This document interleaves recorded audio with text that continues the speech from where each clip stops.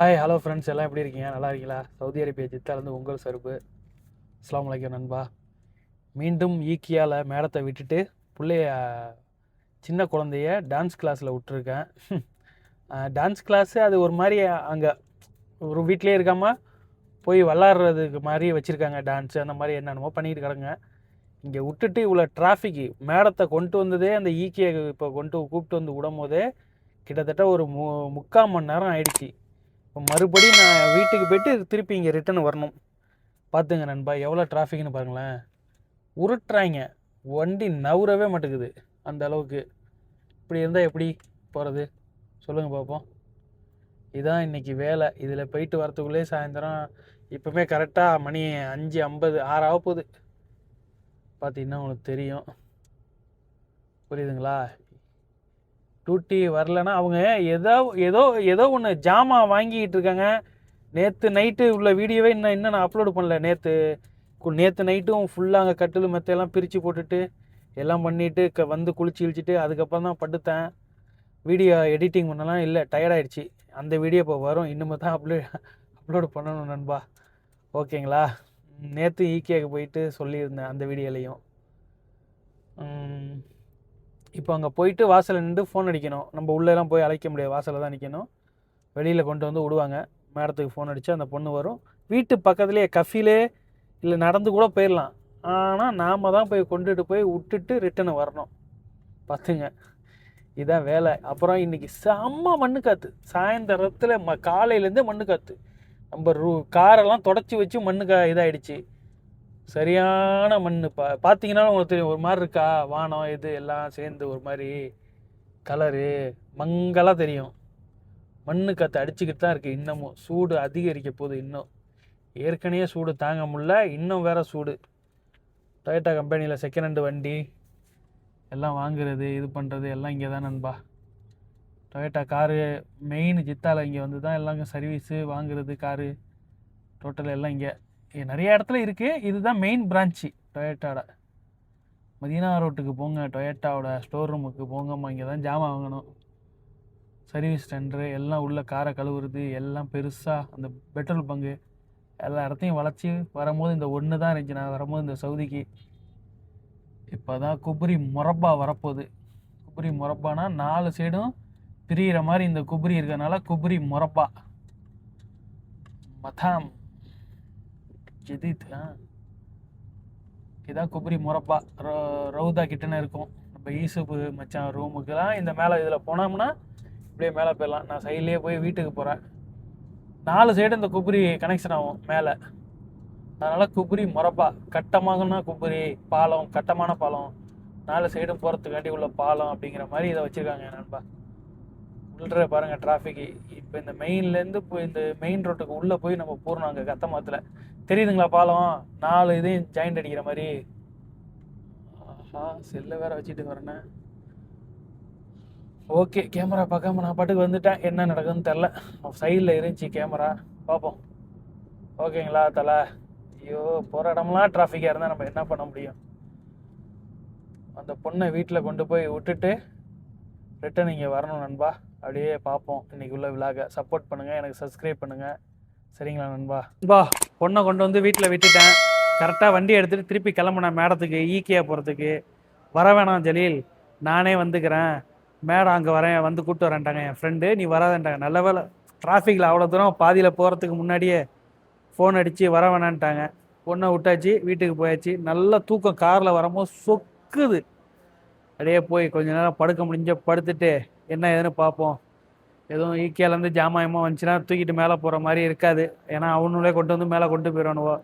மேலேருந்து இப்போ ஜாமானை இறக்கி கொண்டு போய் வெளியில் கொடுக்குற வேலை தான் பெருசாக இருக்குது. குப்பை சாமான் அட்டைக்கோத்தா பேக்கு இது அதுன்ட்டு ஏதாவது வந்துச்சுன்னா இறக்கி மொத்தமாக கொண்டு. முன்னாடி ஜிஎம்சியில் இருக்கும், நல்லா அட்டிக்கு ஏற்றிடலாம் நண்பா. இப்போ ஒன்றுமே பண்ண முடியல, என்ன பண்ணுறது தெரியல சின்ன வண்டியை வச்சுக்கிட்டு. ஓகே, டியூட்டி வந்தால் தான் இனிமேப்பா. நல்லா தூங்கிட்டேன் நண்பா. மேடம் இப்போ தான் வந்து எழுப்பி விட்டாங்க. நான் சொன்னல சாயந்தரம் ஒரு 8:30 மணி இருக்கும். சரியான தூக்கம். அப்படியே டயர்டாகி எந்திரிச்சு வர முடியாமல் வண்டி மேடம் ஃப்ரெண்டும் வந்து ஹார்ன் அடிக்கிறாங்க வாசலில். எந்திரிக்க முடியல. 10 நிமிஷம் தான் தூங்குவேன். கொஞ்சம் நல்லா தூங்கிட்டேன். ஒரு 1 மணி நேரம் மாதிரி 3/4 மணி நேரம் மாதிரி தூங்கியிருக்கேன்னு நினைக்கிறேன். தூங்கிட்டு லாஸ்ட்டில் ஈக்கியாலேருந்து ஒரு 2 3 பெட்ஷீட்டு கீஸ் மாதிரி வந்துச்சு, எல்லாத்தையும் தூக்கிட்டு போய் மேலே கொடுத்துட்டு கொண்டு போய் துவைக்கிறதுக்கு தோப்பு இதெல்லாம் கொடுத்துட்டு வந்தேன் நண்பா. அடுத்தது கஃபீலுக்கு இந்த தோப்பு தச்சு எனக்கு 10 ரியால் கிடச்சிச்சு தெரியுமா? ஐயையோ அதை ஏன்டா வாங்கினாச்சு. 3 வாட்டி போயிட்டேன். கஃபீலு திட்டுறாரு, என்ன இவன் இப்போ கரெக்டான சைஸ் வைக்கல அது வைக்கலன்ட்டு. திருப்பி கொண்டு போனேன், திருப்பி கொண்டு போயிட்டு கொண்டு வந்தோம், திருப்பியும் மறுநாள் கொண்டு போனேன் சரியில்லைன்ட்டு. இப்போ 2 நாள் கழிச்சு மறுபடியும் இப்போ எடுத்துகிட்டு வரேன். ஒரு அளவு தோப்பையும் கொடுத்து அந்த தோப்பு கூட சேர்ந்து தைக்கிறது, டைலர் கடையில் தைச்சது நண்பா. இது போட்டுட்டு நம்மள உசுர வாங்குறாங்க. நான் என்ன பண்ணுவேன், நீங்கள் கொடுத்துட்டு வந்ததுக்கு போய் நின்று வாங்கிட்டு வா, அதை பண்ணிட்டு வா, இதை பண்ணிட்டு வான்ட்டு. இன்றைக்கும் தோப்பு கரெக்டாக இருக்குமா என்னன்னு தெரில. கிட்டத்தட்ட 3 வாட்டி அலைஞ்சாச்சு. ஓகேங்களா நண்பா, இதை மேலே கொடுத்துட்டு வரணும். அடுத்தது அப்புறம் கஃபீல் இன்றைக்கி மதியானம் உள்ள நானும் கஃபீல் உண்டி தான், வேறு யாரும் இல்லை, எல்லாம் தூங்கிட்டு இருந்தாங்க. ஜாமான் அந்த பொட்டி இட்டிலாம் கொண்டு வந்து திருப்பி போட்டு வந்தேன்னு சொன்னல. அப்போது ஜலீல் காசு என்னாச்சு, சந்தோஷமா உனக்கு, ஹாப்பியாக? ரொம்ப சந்தோஷம், உனக்கு திருப்தியாக இருக்குது பாபா, எந்த ஒரு இதுவும் இல்லை, கவலையும் இல்லை, ஹாப்பியாக இருக்கிறேன், எனக்கு ரொம்ப சந்தோஷமாக இருக்கு நீ கொடுத்தது, ஒன்றும் பிரச்சனை இல்லை. நீ இதுலேருந்து நீ என்ன செஞ்சாண்டாச்சு? நான் எனக்கு தெரிஞ்சு கொஞ்சம் ஹதியாக கொடுத்தேன் பாபா, வெளியில் கொடுத்தேன், எல்லாருக்கும் கொடுத்தேன். நான் சொன்ன மனசில் நினச்ச ஆளுங்களாம் கொடுத்தேன். என் மாமாவுக்கு ஒரு 30,000 கொடுத்தேன்னே. ஏன் சரி அப்படின்னு சொன்னோன்னா எங்கள் அம்மாவுக்கு கொடுத்தேன் அப்படின்னா, ஓ கொடுத்தியா அவங்களுக்கும்? சரி சரி எனக்கு தெரியும், எங்கள் அம்மாவில் சின்னம்மானே சொல்லியிருக்கேன் பல வாட்டி. எங்கள் அம்மா அவங்க தான் பார்த்தாங்க, சாப்பாடெலாம் கொடுத்தாங்க, எங்கள் அம்மா இல்லாதப்பா அவங்களுக்கு கொடுத்தேன் அப்படின்னா. இன்ஷா அல்லாஹ் நான் திருப்பி காசு வரும், எனக்கு வந்துச்சுன்னா உனக்கு மறுபடியும் நான் தரேன், இன்ஷா அல்லாஹ் துவா செய்யின்றாரு. பாபா உன் மனசுக்கு நல்லதே நடக்கும் பாபா, நீ கவலையே படாத அப்படி இப்படின்ட்டு பார்த்துட்டு நேற்று போட்டு இந்த சட்டையோட தான் மதியானம் போய் குளிக்கிறதுக்கு முன்னாடி, இந்த சட்டை சூப்பராக இருக்குது உனக்கு அப்படி இப்படின்னு தொட்டு பார்த்துட்டு எல்லாம் பண்ணிவிட்டு, அந்த சுயதியை உங்கள்கிட்ட சொன்னனா இல்லை ஏற்கனவே நேற்று வீடியோவில் சொல்லிட்டேனா என்னன்னு தெரில. நேற்று நடந்துச்சா முந்தா நேரத்து நடந்துச்சு அது, சாரி அந்த சட்டை மேட்ரு முந்தா நேரத்து நடந்தது. இன்றைக்கி நடந்தது உள்ளே உட்காந்து சோபாவில் உட்காந்து நான் ஒரு சாண்ட்விட்சு அந்த காப்பியெல்லாம் வாங்கிட்டு போய் கொடுத்தேன். கண்ணாடி நேற்று மாற்றி வச்ச கண்ணாடியை கொண்டு போய் அவருக்கு தான் மாற்றினேன். ஏன்னா பங்காளி கஃபீல்னா 150 ரூபாங்கிறான், நம்பால்னா 100 ரூபான்னு சொல்லி அதுக்காண்டி அவன்கிட்ட அந்த மாதிரி ஒரு இது பொய்ய சொல்லி கரைச்சி பேசி கொண்டு வந்தேன். இப்போ என்னென்னா பேசிகிட்டு இருக்கோம், நம்ம கஃபீல் நம்பர் 3 நாளாக வேலை செய்யலையா, 2 நாளாக. ஜலீல் இது புது நம்பர் என்னது, இதை வச்சு யூஸ் பண்ண, இப்போதைக்கு நான் அடித்தா இதில் எடு அப்படின்ட்டாரு.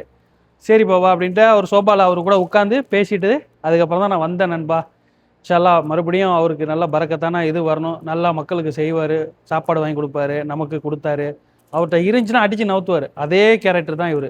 இதே மாதிரி தானே அந்த நியூஸ் பேப்பர் கம்பெனியில் அவர் ஹெட்டில் வேலை பார்த்துக்கிட்டு இருக்கும்போது அங்கேருந்து வேலையை விட்டு நின்றதுலேருந்து தானே அவருக்கு இதாகிடுச்சு. கொரோனாவுக்கு முன்னாடி 1 வருஷத்துக்கு முன்னாடி நின்றார், அதுலேருந்து ஸ்லோவாக இருந்தார். இப்போ தான் கொஞ்சம் ஹாப்பியாக இருக்கார். எதுவும் வேலைக்கு சேர்ந்துருக்காரா இல்லை சொத்து பத்துலேருந்து எதுவும் பணம் வந்திருக்கா என்ன ஏதுன்னு தெரில நண்பா நமக்கு. இன்ஷா அல்லாஹ் இருந்தாலும் அவர் மனசுக்கு செய்வார், வந்துச்சுன்னா பார்ப்போம் என்ன நடக்குதுன்னு. நைட்டு 1:45 அதாவது சூப்பர் மார்க்கெட்டு போய் இப்போ ஜாமான் வாங்கிட்டு இப்போ தான் வரோம். மேடம் 1 மணிக்கு அடித்து கூப்பிட்டாங்க, நம்ம ஏரியாவுக்கு கிட்ட தான் இருந்தாலும் டியூட்டிலே நினச்சிட்டு ஃப்ரெண்ட்டோட நின்றேன் வெளியில் போகலான்ட்டு. கரெக்டாக அப்போ கூப்பிட்டுட்டு போயிட்டு இப்போ தான் வராங்க நண்பா. டியூட்டி அவ்வளோக்கா கிடையாது இன்றைக்கி, போயிட்டு வந்தது தான் கொஞ்சம் தான். ஆனால் இன்றைக்கி ஃபுல் ஜாமான் எல்லாத்தையும் கொண்டு போய் மேலே ஏற்றிட்டு வரணும் நண்பா.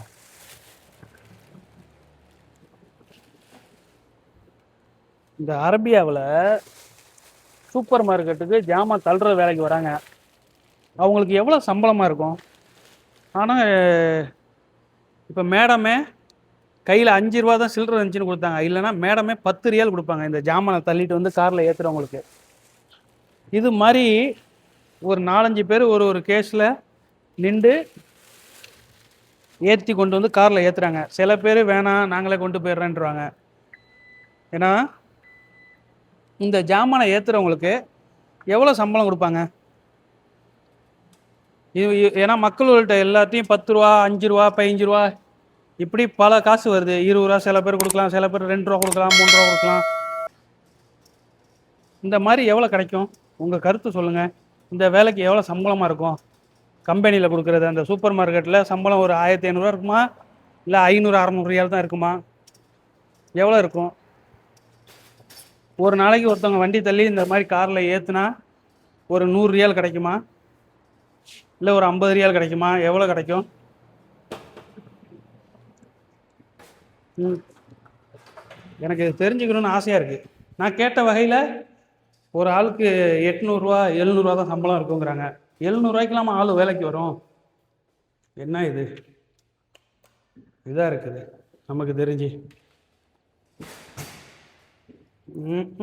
ஜாமானை ஏற்றும் போது லிஃப்ட்டு ஒரு நிலையிலே இருக்க முடியும் சமமாக. வா கதுவை இடிக்குது. இந்த லிஃப்ட்டை கரெக்டாக கொண்டு வரணும். பார்த்தீங்கன்னா தெரியும் உங்களுக்கு. ஓகே 4 அழுத்துறா. பார்த்தீங்களா நண்பா? இப்போ ஃபோனை எடுத்துகிட்டு போயிட்டுருக்கோம். உடம்பு வெள்ளியாக இருக்கா? எப்படி இருக்குது பாருங்கள். உடம்பு மெல்லிசாவாக இருக்குது. எல்லார்ட்டையும் அதான் வருது. இருங்க நண்பா கொடுத்துட்டு வந்துடுறேன். பா மேலே ஜாமானை கொடுத்துட்டு வந்துட்டேன். மணி 2 ஆயிடுச்சு. நேற்று மிஸ்டர் சொல்லியிருந்தார், 2-3 நாளாக சொல்லிக்கிட்டே இருக்காரு. அந்த வேலையை முடிக்கவும் இல்லை. அந்த புக்காக அவர் படிக்கிற புக்கு எல்லாத்தையும் கொண்டு போய் ஒரு இடத்துல அங்கே போய் வைக்கணும். அங்கே தான் போய் வைக்கணும் பாரு. அங்கே தான் மக்கள் வந்து ஃப்ரீயாக எடுத்துகிட்டு போகிற இடம், எல்லாம் வாங்குகிற இடம் அதெல்லாம் இருக்குது. அந்த இடத்துல போய் நம்ம அந்த புக்கை வைக்கணும். 2 நாளாக சொல்லி எடுக்கவே இல்லை. நாளைக்கு கடுப்பாயிருவாரா என்னங்கிற விவரமே நமக்கு தெரில. ஓகேங்களா? இப்போ தான் வேலை முடிஞ்சிச்சு. வேலைன்னா ஒன்றும் பெரிய அழட்டிக்கிற வேலைலாம் இல்லை. இந்த மாதிரி நைட் டயத்தில் மேடம் இருந்தால் அவங்க ஃப்ரெண்ட்ஸோடு போயிட்டு வந்த பிறகு தான் சூப்பர் மார்க்கெட்டு கூப்பிட்றது, இது பண்ணுறது, இந்த மாதிரிலாம் பண்ணுவாங்க. முடிஞ்சிச்சு. ஓகேங்களா? இன்றைக்கி உள்ள விழாக்கு சும்மா சாயந்தரம் தான் டியூட்டி ஆரம்பிக்கும். உங்களுக்கு தெரியுமே, சாயந்தரத்துக்கு தான் டியூட்டி. மதியானத்துக்கு மேலே கஃபீலுக்கு அந்த காஃபி வாங்குறது. இடையில போய் சூப்பர் மார்க்கெட்டில் டெய்லி எவ்வளோ ஜாமான் வாங்கினாலும் சரி, நம்ம டெய்லி இன்றைக்கி கூட பச்சை மிளகாவும் இன்னும் ஒரு ஜாமான் போய் ஒரு காய்கறி ஜாமான் என்னமோ வாங்கினேன். 2 ஜாமான் வாங்கிட்டு வந்தேன். நேற்று வேறு என்னமோ வாங்கினேன். டெய்லி என்ன ஜாமான் வாங்கினாலும் சரி ஒரு 2 ஜாமான் நம்ம போய் சூப்பர் மார்க்கெட்டில் வாங்காமல் வர மாட்டோம். மேடம் இருந்துச்சுன்னா ஏதாவது சாப்பாடு ஆக்கிறதுக்கோ இல்லை வேறு எதுக்கோ உள்ள பொருள், இல்லை மிஞ்சி போனால் மெடிக்கலுக்கு எதுக்காவது ஒன்று நம்ம போயிடுவோம். ஓகேங்களா? இது இங்கே உள்ள டியூட்டி இப்படி தான் இருக்கும். ஓகே. அப்புறம் இப்போ மேடம் நானும் ஜாமானை சூப்பர் மார்க்கெட்டில் ஏற்றும் போது ஒரு கெடிலாக்கு காரு கருப்பு கலரில் நின்றுச்சு. ஜலீல் சூப்பராக இருக்குல்ல இந்த காரு, இது வாங்கிட்டா என்ன அப்படின்னு என்கிட்ட கேட்குறாங்க. வாங்கினா சூப்பராக இருக்கும் மேடம், ஓட்டுறதுக்கு பயங்கரமாக இருக்கும் அப்படின்னேன். கெடிலாக்கு ஜிஎம்சி எல்லாம் ஒரே கம்பெனி தான். செவர்லெட்டு 3மே நான் ஏற்கனவே ஓட்டினேன்னா ஒயிட்டு அதே மாதிரியே இருக்கும் கெடிலாக்கு. ஏற்கனவே கஃபீல் அந்த வண்டி தான் வச்சுருந்தாரு. வந்துச்சுன்னா நமக்கு சூப்பராக இருக்கும்ல கெடிலாக்கு. எனக்கும் ஆசை. கிடைக்குதான் பார்ப்போம். மேடம் இன்ஷால்லா வாங்கினாலும் வாங்குவோம் ஜலீல் அப்படின்னு சொன்னிச்சு. எந்த அளவுக்கு உண்மை என்னன்னு தெரில. ஏன்னா அவர்கிட்ட காசு இருந்தால் வாங்குவார். அவர் இதை அவர் காரை கூட மோதி ஃப்ரண்டில் எல்லாம் உள்ளே போயிடுச்சு. லோகோவே கிடையாது, பென்ஸோட லோகோ இல்லை. எல்லாம் உடஞ்சி போய் உள்ளே சொருவி நிற்கிது. அப்படியே தான் ஓட்டிகிட்டு இருக்காரு. என்ன மோதினாரா எங்கே மோதினாருன்னு தெரில. ஆனால் நாம் மோதிட்டு வந்தால் திட்டுவார், அவர் மோதிட்டு வந்தால் சைலண்ட்டாக இருப்பார். வண்டியை வெளியிலே சொல்ல மாட்டார். நம்ம துடைக்கும் போது தெரியும் மோதி இருக்கிறது. கேட்டுக்கிறது இல்லை. அவருக்கு ஒரு மாதிரி ஆகிடுமோன்னு மட்டும் நாமளும் கேட்கறது இல்லை நண்பா. ஓகே, நாளைக்கு உங்களெல்லாம் வேறு வீடியோவில் சந்திக்கிறேன் நண்பா. சப்போர்ட் பண்ணுங்கள், சப்ஸ்கிரைப் பண்ணுங்கள். நன்றி, பாய்.